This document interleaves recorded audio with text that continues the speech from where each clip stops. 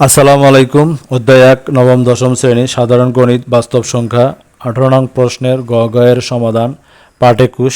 ১৮ নং প্রশ্ন দেওয়া আছে ভাগ করো। ঘ নম্বরের সমাধান করব। গ নম্বর দেওয়া আছে 2.37 পৌনবণিক ভাগ 0.45 পৌনবণিক। এখানে দশমিক বিন্দুর পর যদি অনাবৃত সংখ্যা থাকে, অনাবৃত সংখ্যার কাজ দুটা, লবে বিয়োগ হবে, হরে শূন্য বসবে। আবৃত সংখ্যার কাজ একটা, হরে 9 বসবে। এখানে দশমিক চিহ্নে পৌনবণিক উঠে যাবে, অনাবৃত সংখ্যা দুটো 23 বাদ যাবে 237 থেকে, অর্থাৎ আবৃত সংখ্যা একটা 9 বসবে, অনাবৃত সংখ্যা একটা শূন্য বসবে। ভাগ এখানে 45 বসবে, অনাবৃত সংখ্যা একটা 4 বিয়োগ হবে, এবং আবৃত সংখ্যা একটা 9 বসছে, দশমিক বিন্দু অনাবৃত সংখ্যা একটা শূন্য বসবে।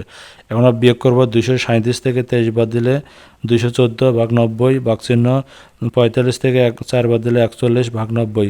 এখন আমরা গুণ করব, ভাগ থাকলে গুণ হয়, গুণ হলে লব হর হবে, হর লব হবে। 214 ভাগ 90 বসালাম, ভাগটা গুণন চিহ্ন গুণ হইল 41 হর হচ্ছে 90 লব হচ্ছে। 90 দিয়ে 90 ভাগ করবো, 90কে 90, 214 দিয়ে 41 ভাগ চায় না, 214 ভাগ 41 দিয়ে ভাগ করলে 5.2195121951 হয়। আমরা আবৃত দশমিক বাংলাদেশে প্রকাশ করব 5.21951, অর্থাৎ একই সংখ্যা বারবার আসতেছে। আমরা প্রথম 2 সামনে আবৃত পৌনবণিক চিহ্ন বসাবো এবং 1-এর শেষে আবৃত পৌনবণিক চিহ্ন বসাবো। মাঝে অনাবৃত চিহ্ন থাকলে আবৃত চিহ্নের উপরে গণ্য হবে। ক নম্বর প্রশ্ন সমাধান করব। 1.185 ভাগ 0.424। অনাবৃত সংখ্যা বাদ যাবে, আবৃত সংখ্যা হরে 9 বসবে, এবং যদি দশমিক বিন্দুর পর অনাবৃত সংখ্যা থাকে তাহলে হরে শূন্য বসবে।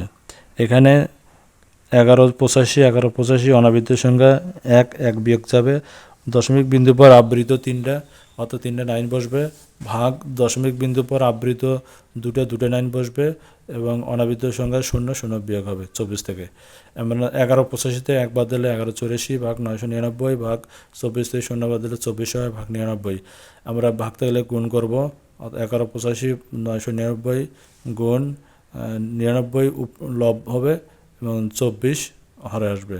আমরা ভাগ করব, 9 দিয়ে ভাগ যায় 9 11 99, 999 9 দিয়ে ভাগ করলে 111, 3 আসতে 24, 8 দিয়ে ভাগ করছে, 8 দিয়ে 1184 ভাগ করলে 148, 148 11 দিয়ে গুণ করলে 1628, এবং 111 3 দিয়ে ভাগ করলে 333, 333 দিয়ে 1628 ভাগ করব, আসে 4.88 ... অর্থাৎ আমরা আবৃত দশমিক বাংলাদেশে প্রকাশ করব 4.8।